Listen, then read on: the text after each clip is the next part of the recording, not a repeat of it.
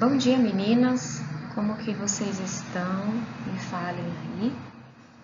A gente vai falar hoje sobre as anemias, um assunto que faz parte da nossa disciplina de avaliação nutricional. Conforme nós combinamos em sala de aula, eu vou disponibilizar aqui no YouTube alguns vídeos para auxiliar vocês em relação ao conteúdo programático da disciplina. Aquilo que a gente não conseguir fazer em sala de aula, os conteúdos teóricos que a gente não conseguir conversar em sala de aula, eu vou tentar colocar aqui para vocês, para que vocês possam assistir e reassistir, né? Aqui no YouTube fica gravado, então você tem a oportunidade de voltar para ver quantas vezes você precisar. Deixo aberto também a possibilidade de que, se vocês quiserem conversar comigo também através do canal, tá liberado. Então pode mandar mensagem para mim, para tirar dúvidas, se descobriu alguma coisa, a gente tenta chegar no máximo que a gente pode, né? Então, meu conhecimento, é lógico, é limitado, mas que a gente puder auxiliar e aquilo que a gente não souber, né, a gente tenta pesquisar para ajudar vocês, tá bom? Então, vamos iniciar aqui, vamos iniciar falando um pouquinho do hemograma. O hemograma é um exame feito através de uma coleta de sangue. A coleta de sangue é uma coleta mais sensível, a coleta para o exame de sangue de hemograma. Dentro do tubo do hemograma precisa ter uma substância que vai evitar que essas células elas coagulem, que a gente tenha uma formação de um coágulo depois da coleta do sangue. Então, a gente precisa homogeneizar bem.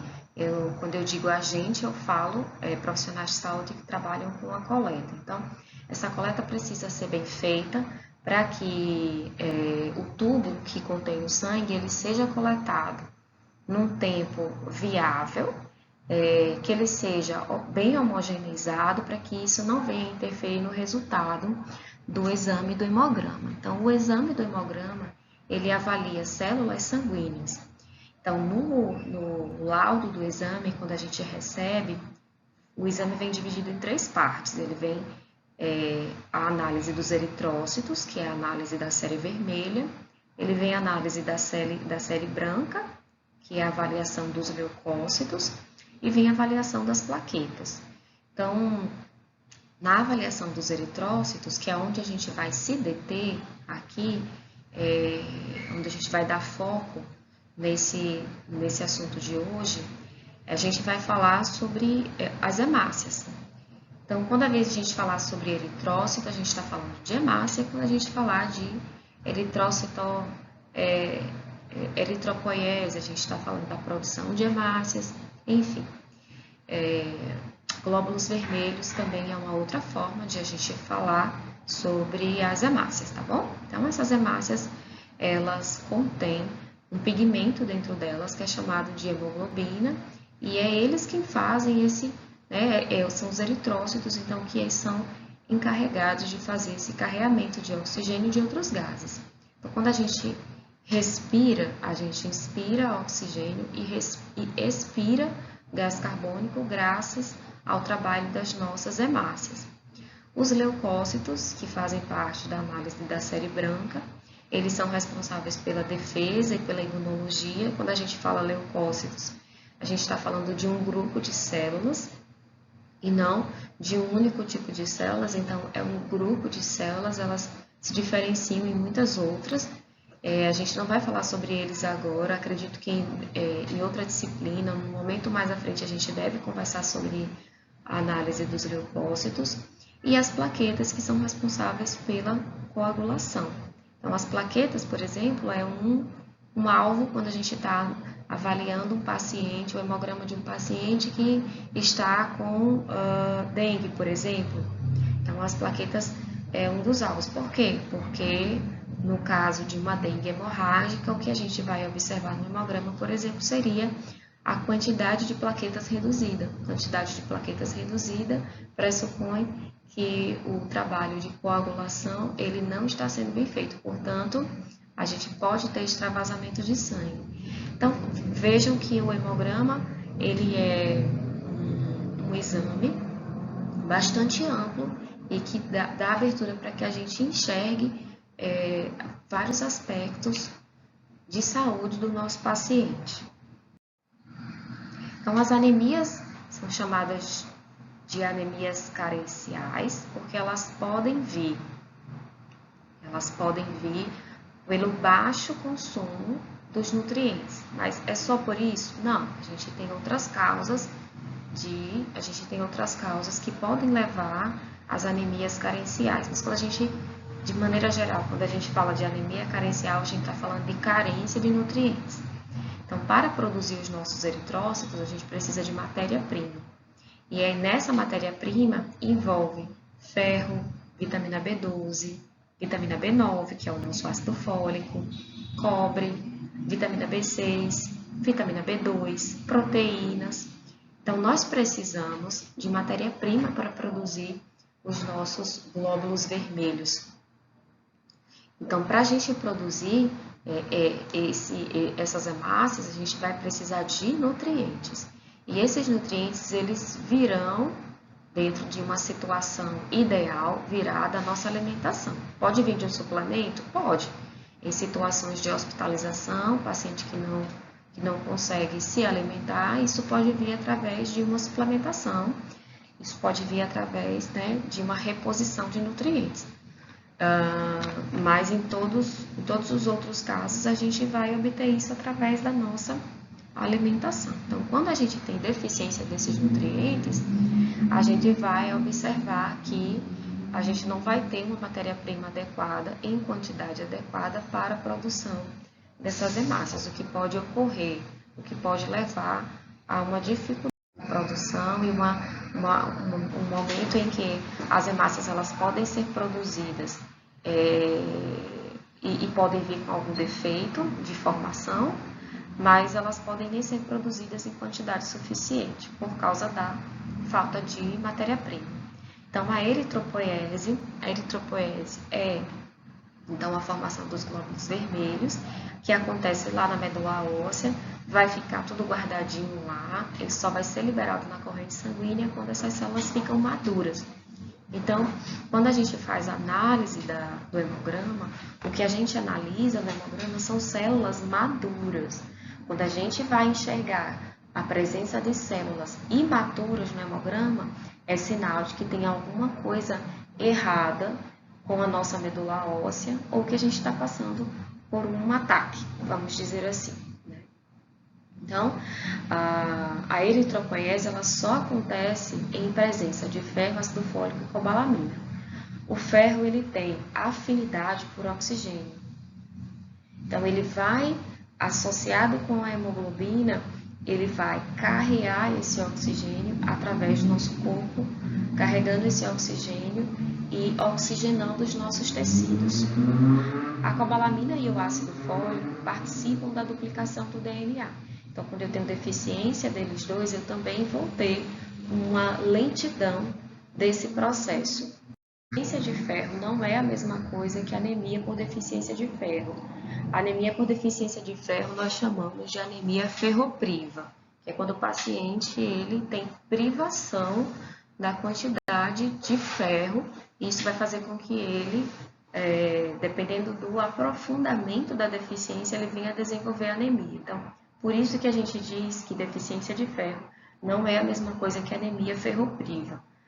Quando a gente fala de deficiência de ferro, a gente está falando de um quadro onde as dosagens de ferro elas baixaram, o estoque de ferro do paciente baixou, porém não foi suficiente para que houvesse uma mudança na morfologia e na atividade desses glóbulos vermelhos.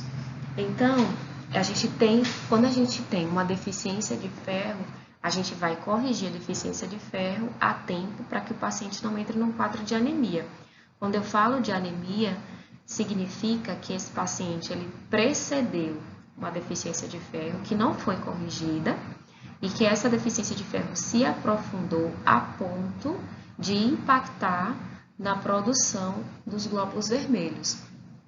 E isso vai levar o paciente a ter um quadro sintomatológico. Então, a gente vai observar toda aquela cascata, né, de sintomas que são característicos das anemias. A sonolência, o cansaço, a fadiga, a fraqueza muscular, dificuldade de concentração, dificuldade de aprendizado e muitos outros sintomas. A gente vai ver, inclusive, irritabilidade está envolvido. Bom, e por que isso pode acontecer? Isso vai acontecer por baixo consumo. O paciente, ele literalmente, ele come pouca quantidade de alimentos que são naturalmente fonte de ferro. Isso pode acontecer. Em criança, inclusive, acontece, né, com bastante frequência. Criança que não consegue se alimentar bem, que os pais não conseguem fazer com que a criança tenha uma boa relação com a comida. A criança pode vir a desenvolver uma deficiência de ferro com posterior anemia, a instalação de um quadro anêmico, pelo baixo consumo de alimentos que são fontes naturais de ferro. Mas também a gente tem os quadros de necessidade aumentada. Então, na infância, quando a criança está crescendo, na gestação, são quadros em que a pessoa precisa de uma quantidade maior. Então, ela precisa também de um aporte maior desse nutriente. Se ela não dá esse aporte maior, ela pode vir a desenvolver essa deficiência. A desabsorção também é um dos fatores que podem levar à deficiência de ferro. Desabsorção pode acontecer pelas combinações erradas de nutrientes numa mesma refeição, mas também pode acontecer porque o indivíduo ele tem uma mucosa gastrointestinal que não favorece, ele não tem um ambiente ácido no estômago, ele não produz a acidez necessária para que esse ferro ele seja convertido em um ferro que seja mais absorvível. Em contrapartida, o intestino dele, a mucosa, não está apta para receber esse ferro, então não consegue absorver. E aí a gente tem as perdas excessivas, por exemplo, em quadros ginecológicos, em que as mulheres podem perder sangue, né, porque perde sangue mensalmente na fase reprodutiva, e isso pode levar, dependendo do fluxo sanguíneo dessa mulher, ela pode perder uma quantidade maior de sangue, isso se repetindo a cada mês, sem o devido controle associado com baixo consumo de alimentos, pode levar essa paciente a uma deficiência de ferro com posterior instalação de quadro anêmico.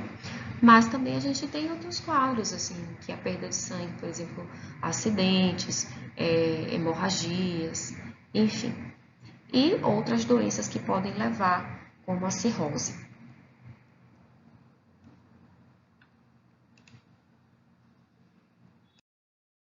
Então, dentro dessas outras causas para as anemias, aí a gente está falando das anemias de maneira geral, né? Antes, no slide anterior, a gente estava falando sobre as anemias ferroprivas. Aqui a gente está falando sobre as anemias de maneira geral. Então, nas anemias de maneira geral, nós temos algumas anormalidades genéticas, como por exemplo a talassemia, que vai ser um causador de deficiência na produção dessas células do sangue. A gente tem doenças do trato digestório, por exemplo, divertículos, úlceras, hemorroidas. Tudo isso pode ser fator que está envolvido para o desenvolvimento das anemias. O uso de alguns medicamentos, a gente colocou aqui analgésicos e AS, mas a gente também tem os inibidores da bomba de próton, que faz com que a acidez do estômago ela se modifique, que o estômago não seja tão ácido, inclusive em processos de gastrite, né? Então, o pH do estômago sobe. E a gente tem também a cirrose, que é também um outro quadro. Muito provavelmente a gente vai passar por essa patologia, a gente vai olhar para ela com mais atenção para a gente poder conversar um pouco mais sobre esse assunto.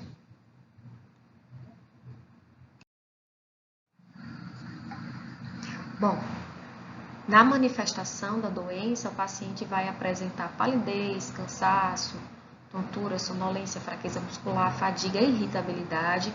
Esses são os principais sintomas relacionados à anemia, mas existem outros, a gente deve passar por mais alguns aqui na aula. Na anemia megaloblástica, a gente tem deficiência de cobalamina, que é a nossa vitamina B12, e a gente tem deficiência ou deficiência de ácido fólico. Na anemia megaloblástica, a deficiência dessas duas vitaminas, elas podem vir associadas, mas pode ser por deficiência de uma ou de outra, tá? Na anemia megaloblástica, a gente vai observar uma alteração da morfologia das células hematopoéticas, que são os nossos eritrócitos. A gente vai ver que a síntese do DNA vai estar afetada, porque eu tenho deficiência, e assim como eu mostrei, né, em acho que uns 3 slides anteriores, a gente mostrou que cobalamina e ácido fólico fazem parte da síntese do DNA, da replicação do DNA, e que a gente precisa deles no momento da síntese dessas novas células. Bom, se eu tenho deficiência de cobalamina e de ácido fólico, o que eu vou ter, então, aqui é uma lentidão no processo de replicação do DNA. Isso vai fazer com que as minhas células elas estejam dentro de um processo assíncrono. Então, a célula está se duplicando, mas o DNA não está seguindo o mesmo ritmo. Então, uma parte dessas células acabam sendo destruídas no próprio local onde ela é produzida, e outras vão acabar ganhando a corrente sanguínea. Essas células que vão ganhar a corrente sanguínea, elas têm uma característica diferente. Então, essa característica morfológica faz com que essa célula ela também seja uma célula que tenha dificuldade de desempenhar o papel dela. Aqui nesse slide eu mostro para vocês o processo de absorção da vitamina B12. Então, a vitamina B12 ela é produzida por bactérias do solo.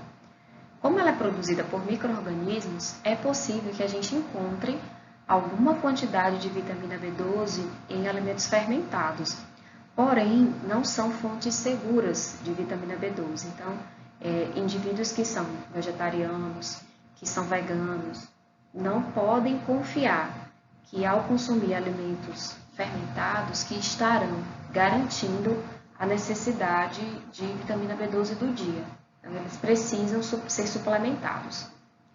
As outras pessoas, os outros indivíduos que seguem uma alimentação onívora vão receber a vitamina B12 através do consumo de alimentos, do consumo dos alimentos, do consumo de animais. Então, ao consumir animais, essa pessoa receberá a vitamina B12 associada a essas proteínas. Então, chegou lá no estômago, as próprias enzimas que vão fazer digestão dessas proteínas, elas vão separar a vitamina B12 da proteína da dieta e vai associá-la com a aptocorrina. Então, a vitamina B12 vai se associar à aptocorrina, vai deixar o estômago e vai chegar no intestino delgado, lá no duodeno, e vai se ligar ao fator intrínseco. Então, com essa ligação de vitamina B12 com o fator intrínseco, essa ligação é uma ligação mais segura, e depois que elas conseguem se ligar com essa outra proteína, que é o fator intrínseco, aí sim, ela vai chegar na porção mais distal do intestino delgado, onde ela vai ser absorvida. Então, a gente tem, do comecinho para o final, a gente tem o duodeno, o jejum e o íleo. Então, a vitamina B12 vai se ligar ao fator intrínseco no duodeno, vai atravessar o jejum e vai ser absorvida lá no final do íleo. Nosso intestino produz vitamina B12, só que o nosso intestino produz vitamina B12 num local que é posterior ao local de absorção. É por isso que a gente não pode confiar na vitamina B12 que a nossa microbiota produz. Então ela produz e não tem função? Não.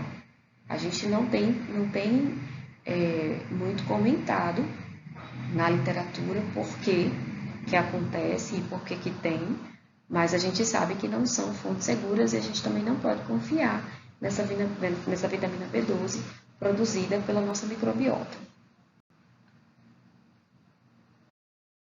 Quais são os sinais e sintomas mais citados, né? A gente está falando de uma anemia, então a gente vai ter, sim, a palidez, a gente vai ter náusea e a gente vai ter outras coisas que o indivíduo vai reclamar. Então, algumas coisas que são bem característicos de uma anemia megaloblástica. A gente tem a náusea, confusão mental, dor abdominal, a gente vai ter redução de memória, confusão mental, depressão. Essas vão estar bem associadas com essa anemia mais megaloblástica. A gastrite, ela aparece aqui como um fator que está relacionado com essa anemia megaloblástica, né? Então, quando a gente observa que o indivíduo está com anemia megaloblástica, uma das coisas que a gente pode pedir é para que ele visite o gastroenterologista para investigar uma possível causa, né? Se não justificar o paciente não é vegetariano, o paciente não é vegano, e o paciente se alimenta de fontes animais, então ele precisa passar por um gastroenterologista para investigar outras causas e descartar outras possibilidades, né? E aí a gente vai, normalmente, os profissionais de saúde vão seguindo uma linha de entender o que é mais comum para ir para o mais raro, que seria um problema na medula óssea. Bom, a anemia por deficiência de ácido fólico segue um padrão semelhante à anemia por deficiência uma anemia por deficiência de vitamina B12, né? Então, elas estão enquadradas como a mesma coisa porque elas vão provocar a mesma característica morfológica da célula, que é ela ficar macrocítica, ela vai ficar de um tamanho maior. Então, os sintomas são também muito parecidos: fadiga, redução de memória, falta de apetite, diarreia, perda de peso, irritabilidade, são muito semelhantes ao anterior. Aí a gente vem observar como é a análise da série vermelha. Então, antes de mais nada, vamos entender o que significa cada uma coisa dessas, né? Que é a primeira coisa que a gente olha. Quando a gente pega um hemograma de um paciente, o cabeçalho dele vem a análise da série vermelha, que é o eritrograma. Então, a gente vai olhar aqui a característica das hemácias e como que elas estão. Então, a gente tem o valor, o número absoluto dessas hemácias, né? Então, que é o primeiro dado, hemácias. Então, do lado eu vou ter o número absoluto delas, o número total dessas hemácias.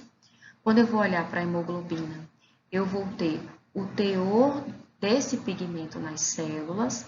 O hematócrito, então, é a quantidade de hemácias na amostra, em percentual. Então, eu coletei lá 1 ml, 2 ml de sangue, foi coletado lá no laboratório do meu paciente. O hematócrito vai me dizer a concentração dessas hemácias naquela amostra. O VCM é o volume corpuscular médio, ele vai me dizer qual é o volume da célula. Então, aqui eu tenho, por exemplo, a observação do tamanho da célula.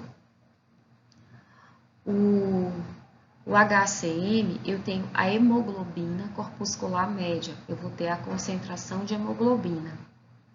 E a concentração de hemoglobina corpuscular média, essa é também a concentração de hemoglobina, só que aqui eu tenho uma concentração total de hemoglobina. E no CHCM, eu tenho a concentração de hemoglobina para cada célula, para cada hemácia.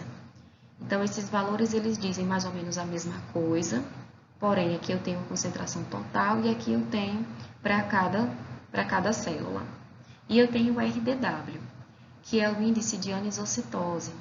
Ele vai me mostrar o quanto que eu tenho diferenciação dessas células. E a gente aqui, quando a gente olha para isso, a gente vai enxergar, por exemplo, os formatos. Então, se essas células elas tiverem uma característica de serem normais, esse valor ele vai estar, né, ele vai estar dentro dos valores de normalidade.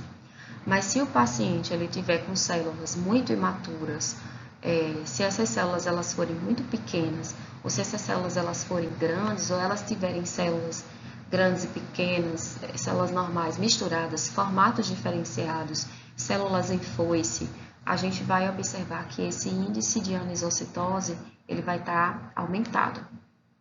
Então vamos dar uma olhadinha o que é que a gente enxerga, o que é que a gente vai enxergar aqui.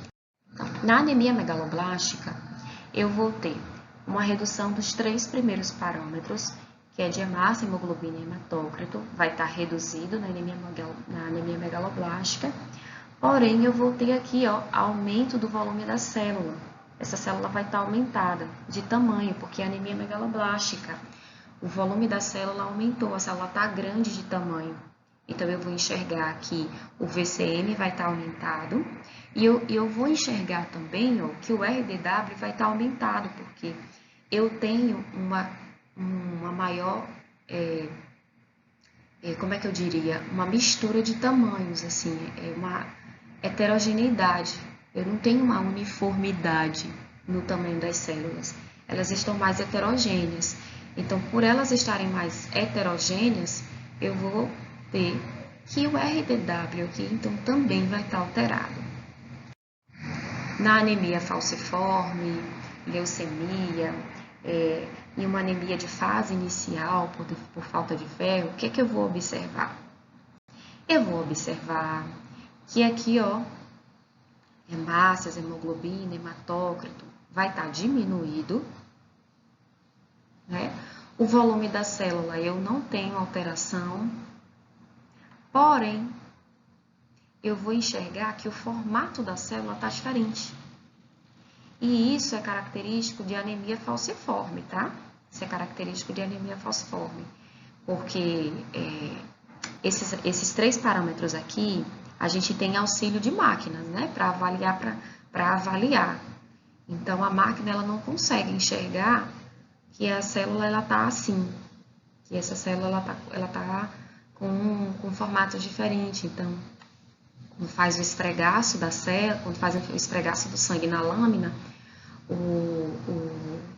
o profissional que faz a análise vai enxergar que essas células elas estão com um formato diferente. Então, eu não observo aqui mudança no volume, eu não vou observar mudança no volume, porém, o RDW vai estar diferente. Eu vou enxergar que eu tenho diferentes formatos naquela amostra. E isso vai me dar a ideia de que essa paciente ela está com anemia sim, porque esses 3 parâmetros estão reduzidos, mas que pode ser uma anemia falciforme.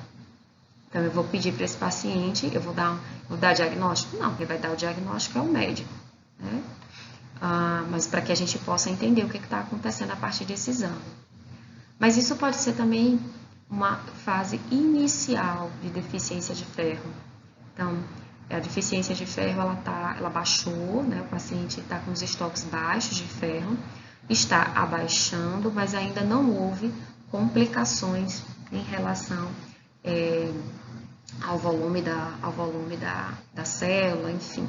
Então, a gente tem aqui essas alterações que vai precisar de uma maior investigação por parte do médico que acompanha essa paciente. Mas a gente aqui já tem mais ou menos uma ideia do que está acontecendo com ela e do que é que o médico está investigando nessa paciente.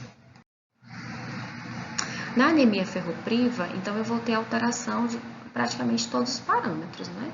Dessa série vermelha. Eu vou ter hemácias, hemoglobina, hematócrito, o volume da célula vai estar reduzido de tamanho, a concentração de hemoglobina vai estar reduzida e o RDW vai estar aumentado. Veja, o volume da célula vai estar reduzido. Então, na anemia ferropriva, o volume da célula diminui. E isso me leva para um RDW alterado, porque eu vou apresentar diferentes formatos de hemácias, certo? Então, toda vez que eu tiver alteração da morfologia das minhas células, alteração de volume, isso vai me dar formatos diferentes de célula. Eu vou ter uma coisa diferente nela. Ela não está normal, ela não está no tamanho normal. Meu RDW vai alterar. E aí aqui eu tenho um exame de uma paciente, um exame real. E a gente observa aqui, ó, as hemácias dessa paciente está em 4,27. O valor de referência é 4, vai até 5,6. A hemoglobina está 13, vai de 11,5 a 16. O hematócrito 41, vai de 36 a 47. O volume corpuscular médio 96. A gente tem aqui o valor de referência do lado. A hemoglobina corpuscular média 30, ó, normal. Concentração de hemoglobina corpuscular média 31, ó, aqui, o que é que a gente tem, né, a concentração de hemoglobina dela, o RDW 12,7, então eu tenho aqui 11. O que é que eu enxergo aqui nessa paciente? A concentração de hemoglobina, né, o CHCM está 31,7 e as hemácias estão tá em 4,27. Provavelmente essa paciente ela está entrando em um quadro de deficiência de ferro. É o que eu posso, atualmente é o que eu posso supor. O que é que eu precisaria aqui? De um exame de ferro, de uma dosagem de ferritina, para a gente conferir se realmente é isso que a gente está imaginando. Por quê? As hemácias dela não estão reduzidas, mas está reduzindo. Então, veja que o mínimo é 4 e essa paciente está com 4,27.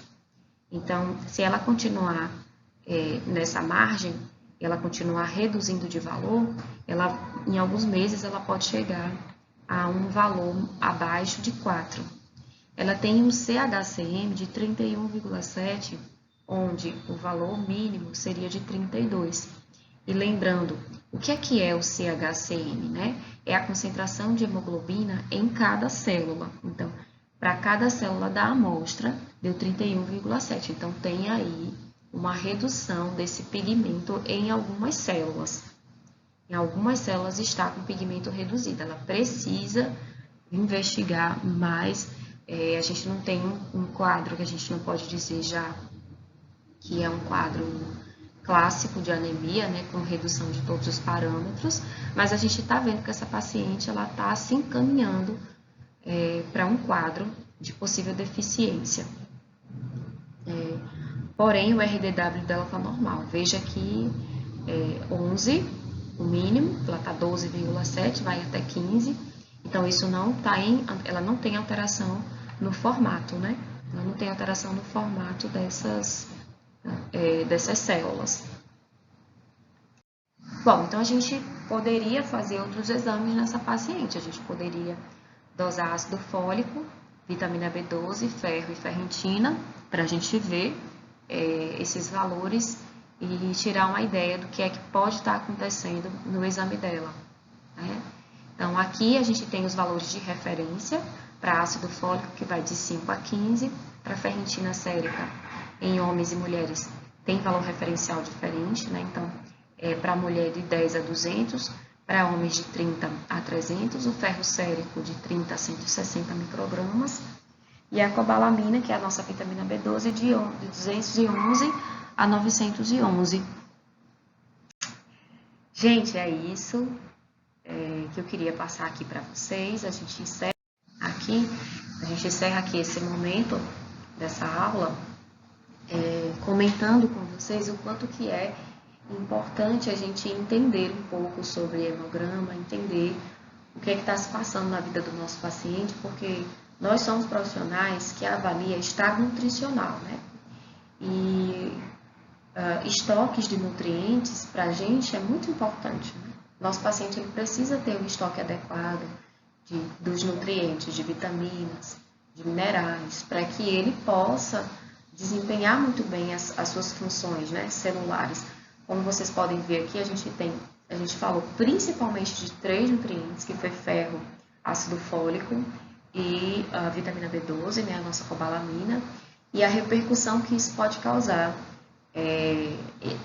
A gente tendo deficiência de um dos 3, mas pode acontecer de ter deficiência nos 3, né? Então, isso tem uma repercussão bastante impactante na vida do nosso paciente.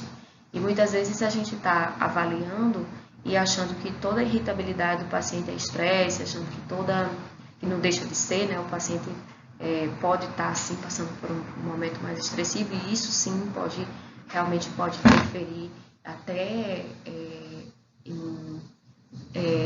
na absorção de nutrientes, isso pode vir interferir na funcionalidade do trato gastrointestinal, o estresse pode vir interferir, mas às vezes a gente está pegando um paciente que está com deficiência nos estoques de nutrientes dele e a gente está tratando o paciente com antioxidantes, né? Tentando reduzir o impacto do estresse dele. Então a gente precisa também atuar por outras frentes que não só essa. Não estou aqui para dizer que não é, mas estou aqui para dizer que não é só isso.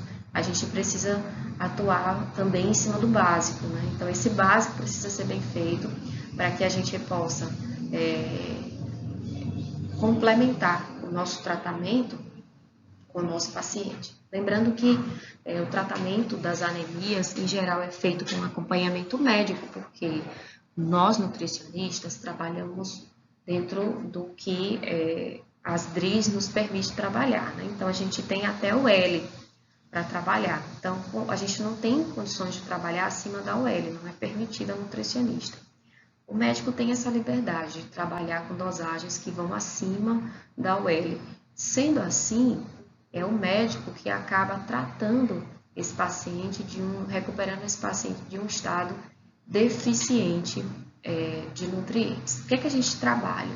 A gente enxerga o que é que o médico está investigando, a gente enxerga qual é o quadro nutricional do nosso paciente e a gente ajuda ele para que ele não volte a entrar no mesmo quadro que o médico já está tratando. Então, para que ele não volte a entrar no mesmo quadro, para que a gente evite que esse paciente ele volte a ter uma anemia, que ele volte a ter uma deficiência de nutrientes e volte a estaca zero. Ok? Então, a gente previne. Observei que o meu paciente, no exame de rotina que ele trouxe, observei que o estado nutricional dele, apesar de estar dentro dos valores de referência, mas me mostram que nos últimos exames ele vem declinando, ora, ele vai entrar no processo de deficiência. O que é que eu faço? Eu corrijo. Aí, nesse caso, eu posso trabalhar, eu não preciso trabalhar os valores que vão atingir a UL, porque eu vou estar evitando que esse paciente, ele chegue no caminho que ele está seguindo, né? Porque se ele vem declinando já há alguns meses, nos últimos exames eu observo que vem declinando, eu preciso corrigir isso antes que chegue dentro de um quadro anêmico. Ok, pessoal? Eu fico por aqui e deixo vocês aí com a ideia de que o nosso trabalho ele é fundamental e que conhecer sobre exames é fundamental e que conhecer o hemograma é muito importante, porque é um exame muito básico, de fácil acesso, não é um exame caro, então os nossos pacientes, uma boa parte deles, terá acesso a esse exame. A gente pode pedir para avaliar os nossos pacientes, para avaliar o estado nutricional dos nossos pacientes e encaminhá-los para o profissional responsável, caso seja necessário a gente enxergar as anormalidades. Gente, um beijo, a gente se encontra no próximo vídeo. Tchau, tchau.